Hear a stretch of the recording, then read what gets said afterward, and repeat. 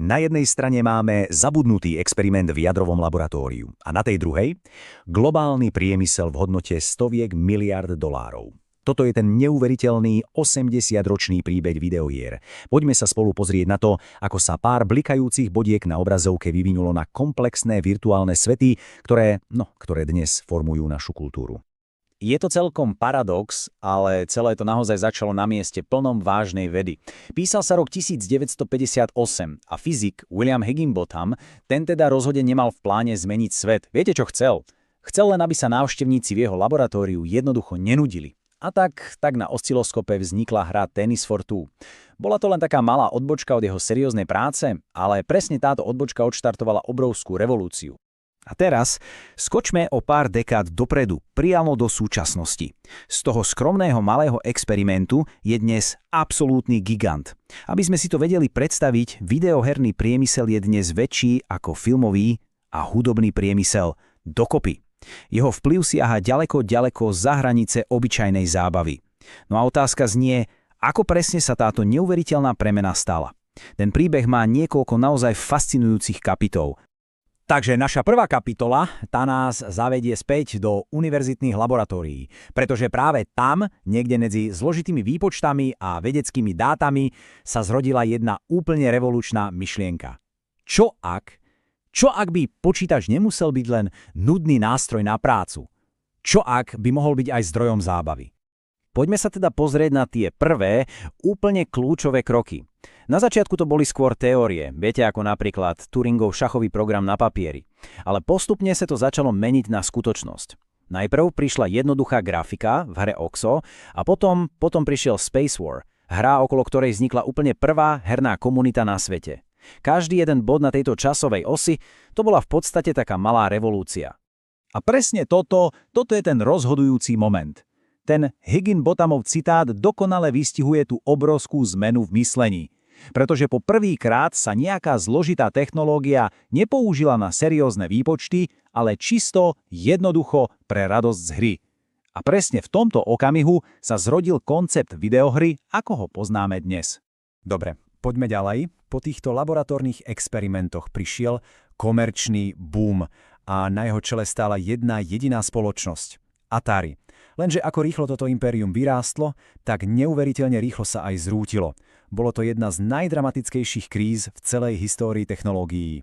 Tie čísla hovoria naozaj za všetko. Predstavme si to. V roku 1982 mal americký herný trh hodnotu 3 miliardy dolárov. Atari bolo absolútne na vrchole. Ich logo bolo doslova synonymom pre videohry. A vtedy sa zdalo, že tento rast sa jednoducho nikdy nemôže zastaviť. A potom prišiel pád. O 3 roky neskôr sa celý trh zrútil o neuveriteľných 97%, z 3 miliárd na 100 miliónov. Obchody boli doslova zaplavené nekvalitnými, zlými hrami a spotrebitelia, tí úplne stratili dôveru. Čo presne sa tam vlastne stalo? A toto je asi ten najlepší symbol celého kolapsu. Hra E.T. the Extraterrestrial. Vznikla v obrovskom zhone za 5 týždňov a bola tak katastrofálne zlá, že sa stala symbolom všetkého, čo bolo zle. Presítený trh a absolútne žiadna kontrola kvality. Skončilo to tak, že Atari nakoniec zakopalo milióny nepredaných kópií v púšti. Tento príbeh bol dlho len legendou, až kým sa v roku 2014 nespravil archeologický výskum, ktorý potvrdil, že áno, je to pravda. No, z popola tohto totálneho kolapsu sa zrodil nový Fénix. A tentokrát prišiel z Japonska. Spoločnosť Nintendo nielenže prakticky zachránila celý priemysel, ale zároveň odštartovala aj prvú veľkú vojnu konzol. A to proti svojmu veľmi agresívnemu vyzývateľovi, spoločnosti Sega. Takže ako tento súboj vyzeral v praxi? Sega stavila všetko na rýchlosť. Ich konzola Genesis mala rýchlejší procesor a marketing všade kričal o tzv. Blast processingu. V praxi to znamenalo hry ako Sonic, extrémne rýchle a dynamické. Nintendo na to išlo úplne inak. Ich Super Nintendo bolo síce pomalšie, ale ponúkalo oveľa krajšie farby a hlavne inovatívny Mode 7. Ten dokázal vytvárať ilúziu 3D priestoru a to bolo vtedy niečo absolútne ohromujúce. Ešte zaujímavejšie to však bolo pri porovnaní ich marketingových stratégií. Nintendo si starostlivo budovalo imidž bezpečnej rodinnej zábavy. Zaviedli dokonca prísnu pečať kvality, len aby sa náhodou neopakovali chyby Atari. No a Sega? Tá na to išla presne naopak. Zvolila si rebelantský, drzý prístup. Ich slávny slogan Sega robí to, čo Nintendo nie, bol priamym útokom. Cielil na tínedžerov a na každého, kto chcel byť vtedy cool. Táto obrovská rivalita posúvala hranice nielen technologicky, ale samozrejme aj obsahovo. A potom prišiel Mortal Kombat so svojou digitalizovanou grafikou a na tú dobu veľmi explicitným násilím vyvolal obrovskú morálnu paniku. Viedlo to až k vypočúvaniam v americkom senáte a výsledok? Priemysel bol donútený dospieť, musel si vytvoriť vlastný systém hodnotenia obsahu, ktorý dnes poznáme ako ESRB. Lenže kým Nintendo a Sega medzi sebou tvrdo bojovali o nadvládu v 2D svete, na obzore sa už chystala asi najväčšia technologická revolúcia v celej histórii hier. Prechod do plnohodnotného 3D. A s touto revolúciou prišiel na scénu jeden úplne nečakaný hráč – Sony. A príbeh PlayStation, ten je ako z drámy. Viete, Sony pôvodne spolupracovalo s Nintendom na vývoji CD mechaniky pre Super Nintendo. Lenže Nintendo na poslednú chvíľu a navyše veľmi verejne celú dohodu zrušilo. Bol to obrovský trápas. Zranený a poriadne nahnevaný tým inžinierov Sony, na čele s Kenom Kutaragim, sa ale rozhodol premeniť tento neúspech na vlastný, samostatný projekt. A presne takto sa zrodila PlayStation. Čo presne však znamenal ten skok do 3D? No, najprv sme tu mali ploché 2D obrázky, tzv. Sprity. Potom prišli rôzne triky, ako napríklad v hre Star Fox, ktoré len vytvárali ilúziu priestoru. Ale tá skutočná pravá revolúcia prišla až s hrami ako Super Mario 64.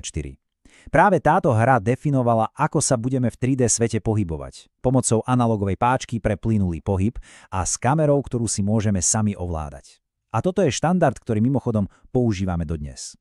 No a s príchodom nového milénia a masívnym rozšírením internetu sa zmenilo úplne všetko. Hranie hier zrazu prestalo byť izolovanou aktivitou jedného človeka v izbe. Obývačky sa prepojili a z videohier sa stal globálny sociálny priestor. A tu vidíme jednu naozaj obrovskú zmenu. Aj keď sú konzoly a PC stále extrémne silné, absolútne dominantnou silou sa stalo mobilné hranie. Tvorí viac ako polovicu, presne 51% celého trhu. Smartfóny v podstate premenili stovky miliónov ľudí, ktorí by sa nikdy nepovažovali za hráčov, na aktívnych účastníkov tohto sveta.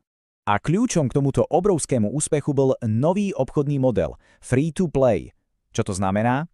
Zrazu zmizla počiatočná bariéra nákupu hry za plnú cenu. Každý si mohol hru vyskúšať zadarmo. Príjmy potom plynuli z malých, dobrovoľných nákupov od tých najviac zaangažovaných hráčov. A tento model ten doslova demokratizoval hranie v globálnom meradle. Takže, kam smerujeme teraz? Vyzerá to tak, že súčasná fáza evolúcie sa zameriava hlavne na odstraňovanie posledných bariér. Či už sú to tie hardverové, alebo tie medzi digitálnym a fyzickým svetom.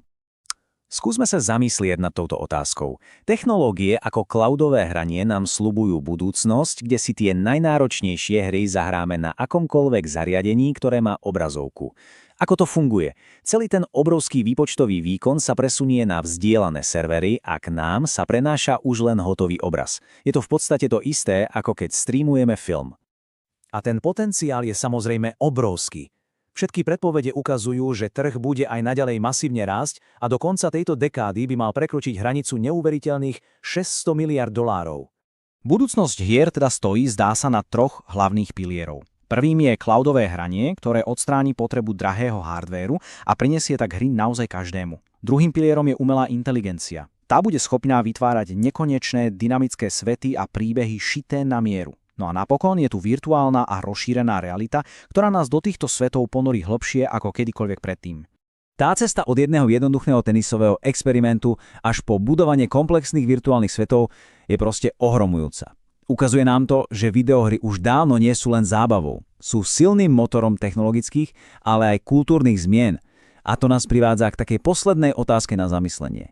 Keď hry budujú celé nové svety, akú časť našej reality pretvoria na budúce?